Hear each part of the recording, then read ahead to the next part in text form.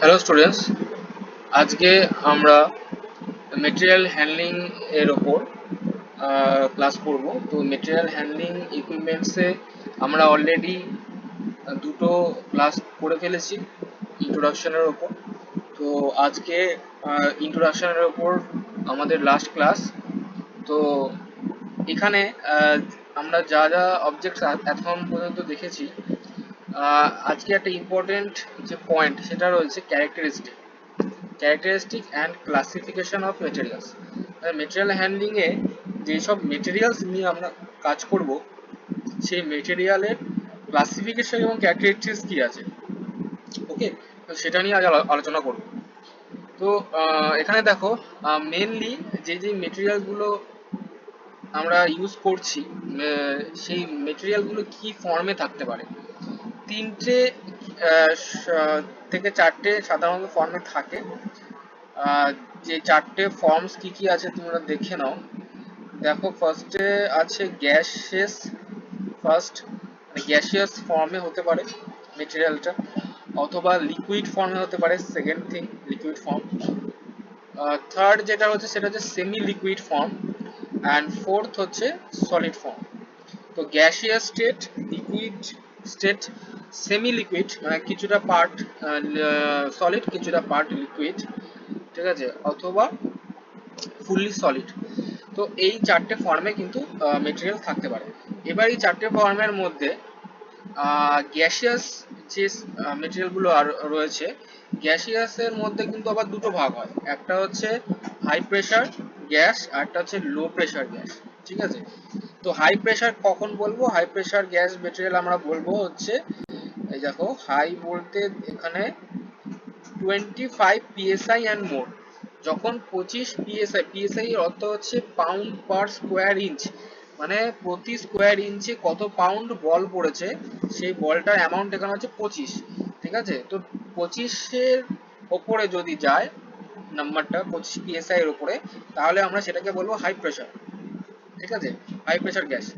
আর যদি সেটা less than 25 psi হয়ে যায়, তাহলে সেক্ষেত্রে আমরা কিন্তু সেটাকে লো প্রেশার গ্যাস বলবো, ঠিক আছে। এছাড়াও গ্যাসের মধ্যে যে কেমিক্যাল প্রপার্টিসটা রয়েছে, সেই কেমিক্যাল প্রপার্টিসটাও কিন্তু একটা ফ্যাক্টর থাকে এই মুভমেন্টের ক্ষেত্রে, ঠিক আছে। মানে কোন গ্যাসটা কতটা কোরোসিভ, কতটা বিক্রিয়া করবে, কারণ এটা তো যাবে ঠিক পাইপ লাইনের মাধ্যমে, তাই তো। তো পাইপ লাইন গুলো যাতে কোরোশন না হয়, কোরোশন হয়ে গেলে তাহলে কি গ্যাস লিক করে যাবে।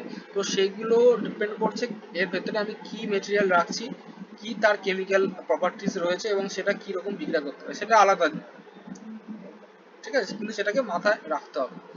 এছাড়া কি আছে, গ্যাস ছাড়া আমরা দেখলাম হচ্ছে লিকুইডস দেখলাম, তাই তো। তো লিকুইডস গুলোর মধ্যেও আমাদের কি ক্যারেক্টারিস্টিক্স মাথায় রাখতে হবে। One thing is density, viscosity, freezing point and boiling point, ঠিক আছে। কোরোসিভনেস, যেটা আমি একটু আগে বললাম যে লিকুইডেরও থাকবে একটা কোরোসিভনেস, যেটা পাইপলাইনের মধ্যে দিয়ে গেলে সেটা ক্ষয় করার যে ক্ষমতা, সেটাকে আমরা কোরোসিভনেস বলছি। তো এর ফলে আমাদের ভ্যারিয়াস জিনিস করতে হয়, ঠিক আছে। যে পাইপলাইন গুলো যায় তার মধ্যে ক্ল্যাডিং দিতে হয়, অনেক কিছু ব্যাপার থাকে।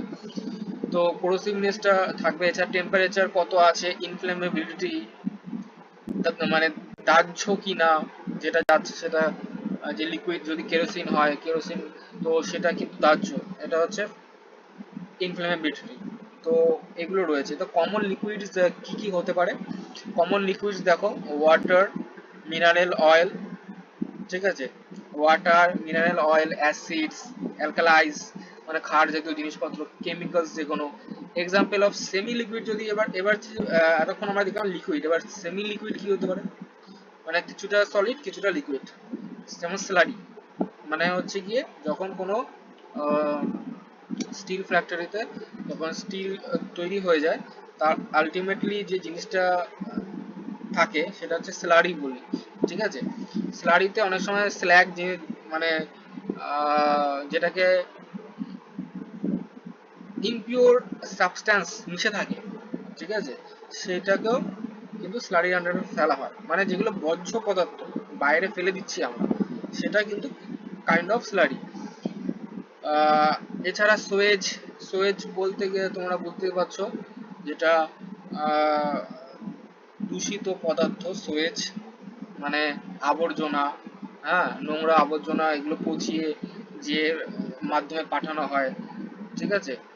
তো সেইগুলো কিন্তু সোয়েজের আন্ডারে পড়ে, যেমন খাল, খালের যে নোংরা, ঠিক আছে, সোয়েজ সেমি লিকুইড পার্টিকেল।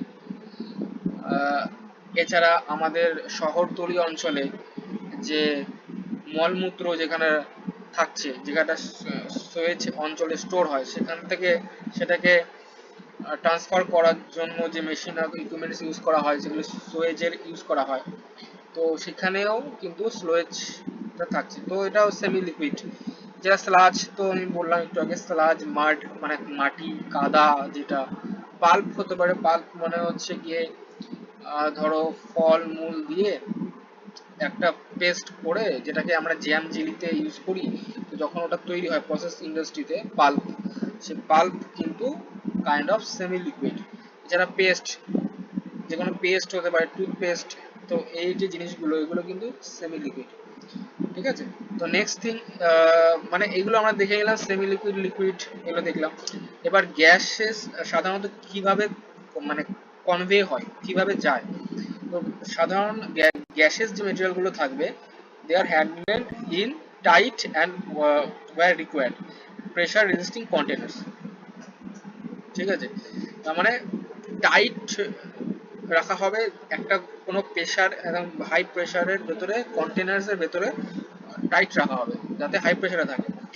এছাড়া হাই ভলিউম যে গ্যাসগুলো আছে সেগুলো মেনলি কিন্তু আমরা পাইপের থ্রু পাইপস, ঠিক আছে, থ্রু পাইপস, পাইপসের থ্রু কিন্তু আমরা with the help of compressor and blower, তো এগুলো কিন্তু আমরা সেন্ড করি, ওকে, কম্প্রেসার অ্যান্ড ব্লোয়ার। এছাড়া এই মাধ্যমটা, যে এই যে প্রসেসটা, কম্প্রেসার ইউজ করে ব্লোয়ার ইউজ করে আমরা গ্যাসিয়াস মেটাল সরাচ্ছি, একটা একটা কনভে করে নিয়ে যাচ্ছি, তো এটাকে কিন্তু নিউমেটিক কনভেইং সিস্টেমের আন্ডারও বলা হয়। তো it's kind of pneumatic, pneumatic conveying, okay. Pneumatic মানে হচ্ছে গ্যাসিয়াস আইটেমকে নিয়ে যাওয়া হচ্ছে। নেক্সট থিং হচ্ছে liquids and semi-liquids can be handled in tight or open containers which may be fitted with facilities like insulation, heating, cooling, etc. ঠিক আছে, তার মানে হচ্ছে এখানেও লিকুইড যেগুলো আমরা ইউজ করছি, সেমি লিকুইড গুলো, সেগুলো কিন্তু ইনসুলেশন দিয়ে, মানে একটা টাইট কন্টেনার হতে পারে অথবা ওপেন কন্টেনার হতে পারে ট্যাঙ্কের মতো, তার ভেতরে আমরা রাখছি নাইস ইনসুলেশন রেখে, হিটিং রেখে, কুলিং করে, ঠিক আছে, যেটা যেরকম ইউজ করা হয়। যদি কুল করে ইউজ করতে হয়,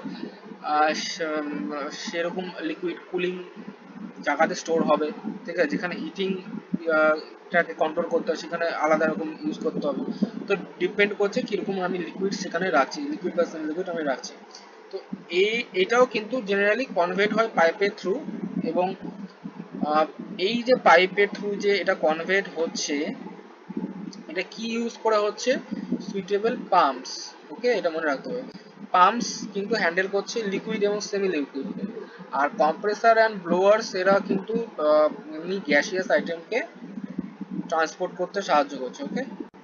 আর কমনলি এটাকে কি বলা হয়, যেটাকে বলা হয় হাইড্রোলিক কনভেইং, হাইড্রোলিক মিডিয়াম, ঠিক আছে, হাইড্রোলিক।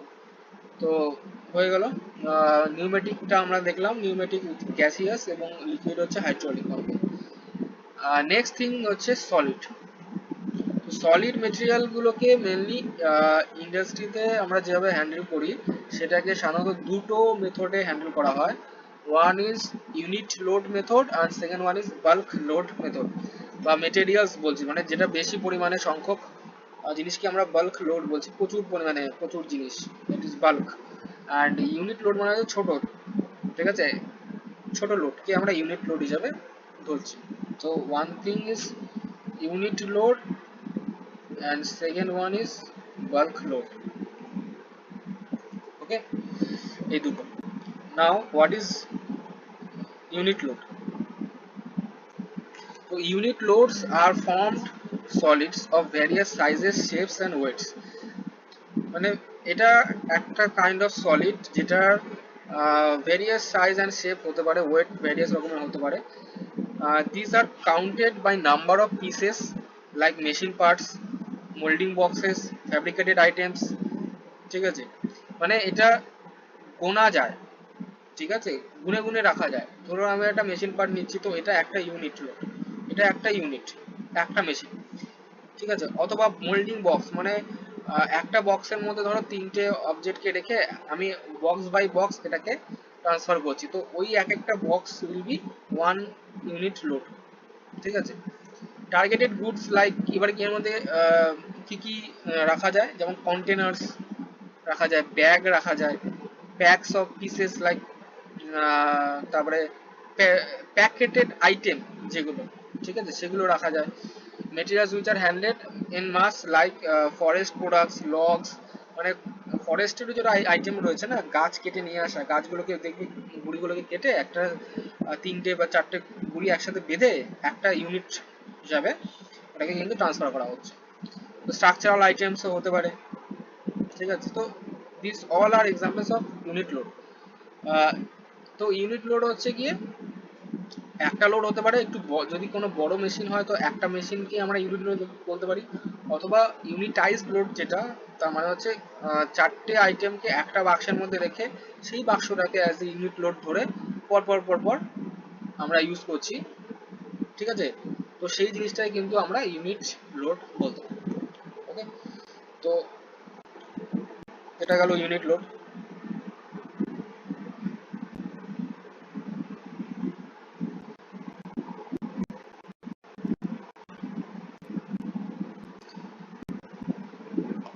নেক্সট যেটা আমরা দেখব সেটা হচ্ছে ইউনিট লোডের কিছু স্পেসিফিকেশন, ঠিক আছে। কি কি স্পেসিফিকেশন আছে আমরা একটুখানি এখানে নজর দিয়ে দিই। দেখো, বিআইএস মানে ব্যুরো অফ ইন্ডিয়ান স্ট্যান্ডার্ড এর স্পেসিফিকেশন নাম্বারও রয়েছে। ব্যুরো অফ ইন্ডিয়ান স্ট্যান্ডার্ড তোমাদের অলরেডি জানো, এটা আমাদের ইন্ডিয়ার যে স্ট্যান্ডার্ড নির্ধারণ করে তার সংস্থা। তো এরা ইউনিট লোডকে ক্লাসিফাই করেছে, ঠিক আছে, ক্লাসিফাই করেছে ভ্যারিয়াস বেসিসের ওপর। কি কি বেসিস আছে? Shape of unit load, unit লোডের শেপটা কিরকম, জিওমেট্রিক্যাল ফর্মস, ঠিক আছে, লাইক রেক্ট্যাঙ্গুলার শেপ, না সিলিন্ড্রিক্যাল শেপ, না পিরামিডাল শেপ, এগুলো আছে, ঠিক আছে, অথবা স্পেরিক্যাল, রেক্ট্যাঙ্গুলার, সিলিন্ড্রিক্যাল, কনিক্যাল, অথবা পিরামিডিয়াল, অথবা স্পেরিক্যাল, গোলক। তো এরকম শেপের ওপর কিন্তু ইউনিট লোড হতে পারে। এছাড়া টিপিক্যাল ইউজ ফর্ম হতে পারে ইউজের ওপর, যেমন প্যালেটস, ঠিক আছে, pallets, plate, containers, bales and sacks. এছাড়া ইরেগুলার ফর্মস হতে পারে, যে কোনো আনইভেন শেপ যেটাকে আমরা বলছি, ঠিক আছে, সেগুলোকেও যদি আমরা ধরি সেটাও একটা শেপ, মানে ইররেগুলার, নট রেগুলার, মানে রেক্ট্যাঙ্গুলার, সিলিন্ড্রিক্যাল, এগুলো রেগুলার শেপ, আর এগুলো ছাড়া যদি অন্য কোনো শেপ থাকে that is called irregular form, তো সেগুলো কিন্তু এর আন্ডারে পড়ে যাবে, শেপের আন্ডারে। নেক্সট হচ্ছে position of CG, stability of load, মানে স্টেবিলিটি লোডটার যে সেন্টার পয়েন্ট, ঠিক আছে, সিজি পয়েন্ট, তো সিজি পয়েন্টের উপর বেস করেও কিন্তু এর ক্লাসিফিকেশন করা হয়। এছাড়া মাস অফ ইউনিট লোড, মানে ভর, ইউনিট লোডের ভরগুলোর উপর ক্লাসিফিকেশন করে, যেমন 0 থেকে 2.5 কেজি থেকে শুরু হয় টু মোর দ্যান 5000 কেজি, ঠিক আছে। এই ভরের উপর মোটামুটি ইউনিট লোড, মানে ম্যাক্সিমাম আমার ইউনিট লোড কত হতে পারে, 5000 কেজি, এর বেশি কিন্তু হবে না। Volume per unit in 10 steps from, volume যেটা রয়েছে, ভলিউমটা 0 থেকে 10 সেন্টিমিটার কিউবের থেকে not more than 10 metre cube, 10 metre cube volume maximum একটা ইউনিট লোডে, ঠিক আছে। তো এরকম ওপর ডিপেন্ড করছে ভলিউম। এছাড়া কি আছে, মাস, সরি, টাইপ অফ মেটেরিয়াল রয়েছে। মেটেরিয়াল মানে কি ধরনের মেটেরিয়াল আমি ইউজ করছি, ওই কনভেন্স সিস্টেমে আমি কি ধরনের মেটেরিয়াল ইউজ করছি, যেমন মেটাল ইউজ করছি, না উড পেপারের বক্স ইউজ করছি কার্ডবোর্ডের, না textile, plastic, glass or other material, ঠিক আছে, সেটার উপর নির্ভর করছে। দেন জিওমেট্রিক্যাল শেপ, শেপ কি আছে ইউনিট লোডের, ফ্ল্যাট না কনকেভ, মানে উত্তল না অবতল, ইরেগুলার, রিবড, এগুলো হতে পারে। ফিজিক্যাল প্রপার্টি কি আছে, মানে কতটা স্মুথ, হ্যাঁ, কতটা মসৃণ, স্লিপারি বা রাফ, খড়খড়া, শক্ত, ইলাস্টিক বডি। তো সেইটার উপর, সারফেসের উপর ইউনিট লোড ক্লাসিফিকেশন কিন্তু নির্ভর করছে। এছাড়া স্পেসিফিক ফিজিক্যাল কেমিক্যাল প্রপার্টিস রয়েছে কিছু কিছু স্পেসিফিক, যেমন অ্যাব্রেসিভ, কোরোসিভনেস, ডাস্ট এমিটিং, হ্যাঁ, damp, greasy, oil, hot, cold, fragile. তো ওগুলো সব কিন্তু, এগুলো আলাদা আলাদা অবজেক্টের আলাদা আলাদা ইউনিট লোডের প্রপার্টি, ঠিক আছে। কোন অবজেক্ট, কোনটা অ্যাব্রেসিভ অবজেক্ট হতে পারে, অ্যাব্রেসিভ মানে হচ্ছে ধরো বালি, তো বালি কিন্তু অ্যাব্রেসিভের আন্ডারে পড়বে। কোরোসিভ হতে পারে কোনো একটা অবজেক্ট যেটা রিয়াক্ট করতে পারে যদি কোনো সল্ট হয়, ঠিক আছে, যেটা রিয়াক্ট করতে পারে, অথবা কোনো কেমিক্যাল সল্ট যেগুলো, অ্যামোনিয়া, অ্যামোনিয়াম ক্লোরাইড, এরকম জিনিসপত্র, ডাস্ট পার্টিকেলস। তো এছাড়া ফ্র্যাগাইল কোনো জিনিস, ফ্র্যাগাইল মানে ইজিলি ভেঙে যায়, যেমন কাচের কোনো অবজেক্ট, তো সেগুলো থাকতে পারে, ঠিক আছে। এছাড়া লোড সেন্সিটিভ টু প্রেশার, মানে প্রেশারের জন্য লোড সেন্সিটিভ, যেটা আমি একটু আগে বলছিলাম যে কোনো শক টক লাগলে, যেমন ফ্র্যাগাইলের ইজিলি ভেঙে যাওয়ার ক্ষমতা থাকে, ভাইব্রেশন, যদি ওই লাইনটার মধ্যে, মানে ইউনিট লোডটা যার উপর দিয়ে যাবে সেখানে যদি কোনো ভাইব্রেশন আসে, তো তার উপর বেস করে কিরকম ইউনিট লোড হওয়া উচিত, সবকিছু কিন্তু এর মধ্যে কনসিডার হয়ে যাবে। Next thing is bulk material, যেটা আমরা বলছিলাম what is bulk load. Bulk লোডের ক্ষেত্রটা তোমরা দেখো, bulk material are those which are powdery, granular or lumpy in nature। আমি এখান থেকে এটাকে হাইলাইট করে দিচ্ছি।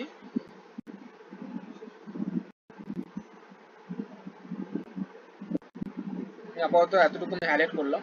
এটা দেখো, bulk materials are those which are powdery, powder মানে হচ্ছে গুঁড়ো গুঁড়ো হতে হবে, ঠিক আছে, একদম গুঁড়ো, মিহি মিহি গুঁড়োকে বলে, অথবা গ্র্যানুলার মানে একটুখানি দানা দানা যুক্ত হতে পারে, অথবা লাম্পি, লাম্পি মানে বড় বড় চাইয়ের মতো, ঠিক আছে, বড় বড় টুকরোকে মানে লাম্প বলছি, ঠিক আছে। হয় একদম গুঁড়ো গুঁড়ো হবে, নাহলে একটু দানাদার হবে, নাহলে একটু লাম্পি মানে বড় সাইজ ইন নেচার। আর স্টোরড ইন হিপস, হিপস মানে হচ্ছে অনেকটা করে এরিয়া ধরে রাখা হয়, যেখানে যেমন ধরো কয়লা, ঠিক আছে, কয়লা, কয়লা যেখানে আসে উত্তোলন হয়, যেখানে রাখা হয় কয়লার খনি, হিপে রাখা হয় প্রচুর, ঠিক আছে, অথবা সিমেন্ট, বালি, স্টোন চিপস, তো এগুলো কিন্তু বাল্ক মেটেরিয়ালের আন্ডারে পড়ে যাচ্ছে, ঠিক আছে। তো এক্সাম্পল অফ বাল্ক মেটেরিয়ালস হচ্ছে, দেখো বলাই হচ্ছে মিনারেলস, মানে যেটা খনিজ পদার্থ, ওর, কয়েল, কয়লা মানে কোলস, আর্থলি মেটেরিয়ালস, গ্রেভেন স্যান্ড, বালি, মাটি, হ্যাঁ, কাদা, বা কাদা জাতীয় কোনো জিনিস। প্রসেস মেটেরিয়াল হতে পারে সিমেন্ট, যেগুলো সল্ট, যে কোনো নুন, কেমিক্যাল প্রোডাক্টস, ঠিক আছে। এছাড়া অ্যাগ্রিকালচারাল প্রোডাক্ট হতে পারে, অ্যাগ্রিকালচারে কি ইউজ করা হয়, গ্রেন, শস্য দানা, যেগুলো চাল, হ্যাঁ, গম, এগুলো এগুলো তো হিপ করে রাখা হয় না অনেকগুলো দানাদার। এছাড়া চিনি, ফ্লাওয়ার, ফ্লাওয়ার মনে হচ্ছে আটা, ময়দা, এগুলো, ঠিক আছে, এইসব জিনিসপত্র। অ্যান্ড সিমিলার আদার মেটেরিয়ালস, আরও অন্যান্য আছে। তো এগুলো কিন্তু বাল্ক মেটেরিয়াল, মানে প্রচুর যেগুলো হিট করে রাখা হয় সেগুলোকে বাল্ক মেটেরিয়াল আমরা বলছি। তো এটা মেইনলি কনসিডার, এখানে কিছু মেজর ক্যারেক্টারিস্টিক্স থাকছে, যেমন আমরা ইউনিট লোডের অনেকগুলো ক্যারেক্টারিস্টিক্স দেখলাম, বাল্ক মেটেরিয়ালও কিন্তু কিছু ক্যারেক্টারিস্টিক্স থাকছে। তো কি কি ক্যারেক্টারিস্টিক্স থাকছে, ফার্স্ট থিং হচ্ছে lump size. Lump size, lump size মানে হচ্ছে যেই দানাটা রয়েছে বা যেই বড় চাইটা রয়েছে তার সাইজ কত, ঠিক আছে। এছাড়া বাল্ক ওয়েট, ওয়েটটা কত, টোটাল ওয়েট বা ইন্ডিভিজুয়াল ওয়েট, এই ওয়েটটা কত আছে। স্পেসিফিক ওয়েট, স্পেসিফিক ওয়েট তোমরা অলরেডি জানো, স্পেসিফিক ওয়েট, ময়েশ্চার কন্টেন্ট, ফ্লোয়াবিলিটি, হ্যাঁ, ফ্লোয়াবিলিটি বা মোবিলিটি অফ দ্য পার্টিকেলস, কতটা ফ্লো করতে পারছে, অ্যাঙ্গেল অফ রিপোজ আমি আসবো একটু পরে বলবো, অ্যাঙ্গেল অফ রিপোজ, অ্যাব্রেসিভনেস, টেম্পারেচার। তো সব এইগুলো অনেক কিছুর ওপর নির্ভর করে। এছাড়া এখানে একটা তোমরা দেখতে পাচ্ছ প্রোননেস টু এক্সপ্লোশন, এটা মানে হচ্ছে কতটা এক্সপ্লোড হতে পারে। কোনো ধরো আমি যদি গান পাউডার রাখি প্রচুর পরিমাণে, তাহলে এটা কি এক্সপ্লোসিভ হতে পারে, একটা এক্সপ্লোশন হতে পারে, ঠিক আছে। তো সেগুলোর উপর কিন্তু দেখতে হবে।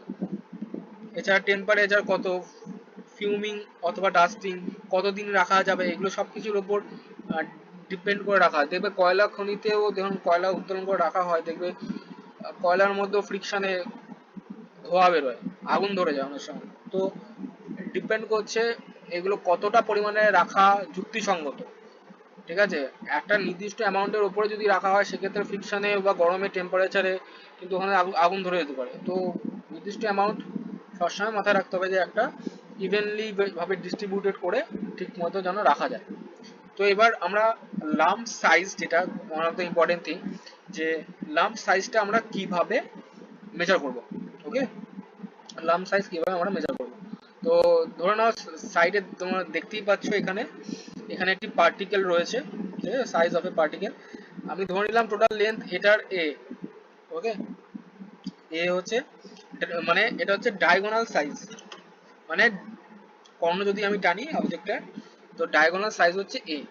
ওকে, আর এ এটা পার্টিকেল মিলিমিটার। ওকে, মানে এর যে মাপটা এটা কিন্তু মিলিমিটারে দেওয়া থাকে। তো এটি ইট is the largest diagonal size. এবার আমাকে মাপতে হবে কি, largest, if the largest to the smallest ratio of the particles of a lumpy material is above 2.5, they are considered to be unsized, ঠিক আছে। আনসাইজড হবে কখন, আনসাইজ মানে হচ্ছে আমরা এটাকে সাইজ করব না, ঠিক আছে, নির্দিষ্ট সাইজ করার দরকার নেই। যদি লাম্পি মেটেরিয়াল অ্যাবাভ, মানে স্মলেস্ট সাইজ রেশিও আর লার্জেস্ট সাইজ রেশিও, মানে ওপরে তুমি রাখবে লার্জেস্ট সবচেয়ে বড় সাইজ পার্টিকেলের কত আর সবচেয়ে ছোট সাইজ পার্টিকেলের কত, এটা যদি তুমি রেশিও করো, যদি রেশিও আমরা পাই যে 2.5, তার মানে এর অ্যাবাভ 2.5 এর অ্যাবাভ যদি আমরা পাই, এই যে অ্যাবাভ 2.5 যদি আমরা পাই, তার মানে হচ্ছে এটা কিন্তু আনসাইজড, মানে আমাদের এটাকে সাইজ করতে হবে না, এটা অলরেডি সাইজড হয়ে আছে, ঠিক আছে। তার মানে আমরা এটাকে, এটা অলরেডি যে পার্টিকেলস গুলো লার্জেস্ট পার্টিকেল, তো পার্টিকেল ওয়াইজ আমরা এটাকে শর্ট করব। তো ওটাকে আনসাইজড হিসাবে আমরা ইউজ করব। এবার সাইজ কখন ইউজ করব, সাইজ করার মানে হচ্ছে সেটাকে আমাদের একটা ফর্মুলা ফেলতে হবে, average lump size of sized bulk material. Okay, মানে একটা সাইজড বাল্ক মেটেরিয়ালের অ্যাভারেজ লাম্প সাইজ কত হতে পারে সেটা বের করা। গড় লাম্প সাইজ, গড় লাম্প সাইজ আমরা কি করে বের করব, maximum particle size, maximum particle size plus minimum particle size. Okay, maximum particle size plus minimum particle size divided by 2, মানে গড় করবো জাস্ট সবচেয়ে বড়টার সাইজ প্লাস সবচেয়ে ছোটটার সাইজ ডিভাইডেড বাই 2। ওকে, এটা করলে আমরা ফর্মুলা পেয়ে যাবো, দ্য অ্যাভারেজ লাম্প সাইজ। তো এটা হলো বাল্ক মেটেরিয়াল। এছাড়া bulk weight or bulk density of a lump material is the weight, মানে এর নেক্সট যে টপিকটা সেটা হচ্ছে বাল্ক ওয়েট অথবা বাল্ক ডেন্সিটি, ঠিক আছে। বাল্ক ডেন্সিটি কাকে বলে, কোশ্চেন আসতে পারে, what is bulk density of a lumpy material. তো লাম্পি মেটেরিয়ালের bulk density is the weight of the material per unit volume, it is the weight of the material per unit volume in bulk, ঠিক আছে। মানে এক আয়তন ভরের, sorry, এক আয়তন ভরের অনুপাতকে বেসিক্যালি, ঠিক আছে, ভর বাই এক আয়তন, ঠিক আছে, এটাকে আমরা বলছি বাল্ক ওয়েট অথবা বাল্ক ডেন্সিটি, ঠিক আছে, মানে ওয়েট পার ইউনিট ভলিউম, ঠিক আছে, প্রতি একক আয়তনে কতটা ওয়েট আছে সেটাই। এবার নেক্সট থিং, আমার এটার জেনারেলি এক্সপ্রেশনটা আমরা দেখে নিই।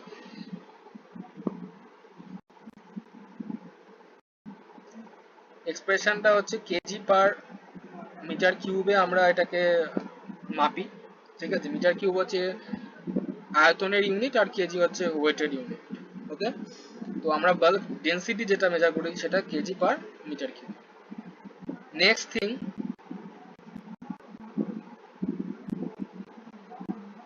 থিং আমরা দেখবো হচ্ছে মোবিলিটি অর ফ্লোয়াবিলিটি, ঠিক আছে। মোবিলিটি অর ফ্লোয়াবিলিটি, মোবিলিটি ও ফ্লোয়াবিলিটি, এখানে কিন্তু নট ফ্লোয়াবিলিটি লেখা রয়েছে, এটা নট হবে না, এটা অর ফ্লোয়াবিলিটি হবে, টাইপিং মিস্টেক রয়েছে। মোবিলিটি অর ফ্লোয়াবিলিটি কি of a bulk material is generally determined by angle of repose. Angle of repose, what is the angle of repose? ধরো কোনো বাল্ক মেটেরিয়ালকে আমি এক জায়গায় রাখছি হিপ করে, এই দেখো ডান পাশে একটা ছবি আছে আমার কাছে, এই ছবিটাতে হিপ করে রাখা হয়েছে।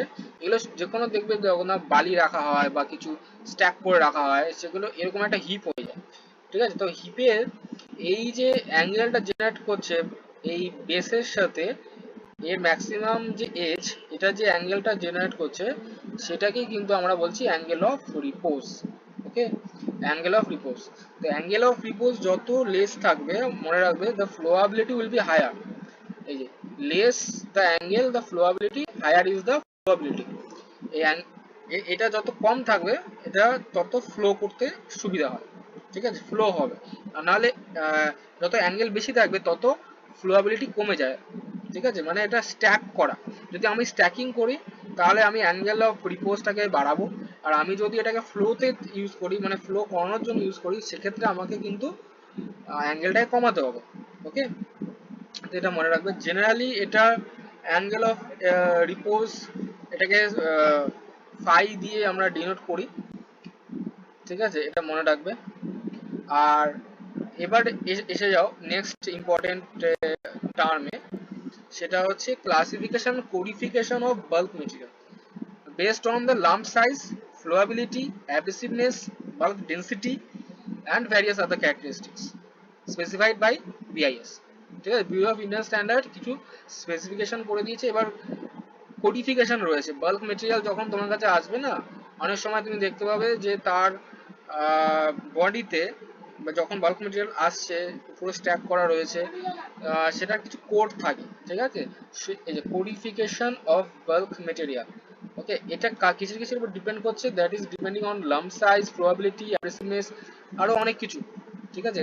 আসবো আমরা পরপর কিসের কিসের উপর ডিপেন্ড করছে এই কোডিফিকেশন। এবার নিচে দেখো আলফা নিউমেরিক। আলফা নিউমেরিক কথার অর্থ কি?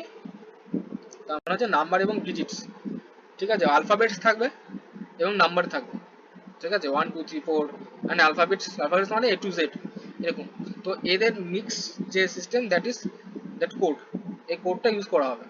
তো মেটেরিয়াল কোড, এই যে ফরম্যাট, এই যে তোমরা সামনে দেখতে পাচ্ছ, this is that material code, okay. এই 1 2 3 4 5 পাঁচটা খোপ রয়েছে।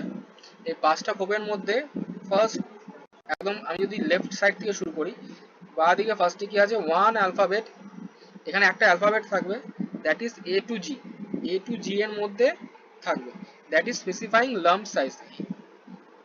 তো ফার্স্ট যে অবজেক্ট এখানে বসবে, that will specify the lump size, lump size কত, আর সেটাকে ডিনোট করেছে কত, A to G, A to G number দিয়ে। এবার দেখো ওখানে চার্ট আমি দেখাবো, তো A to G এর মধ্যে লাম্প সাইজ কত সেটা তুমি বুঝতে পারবে।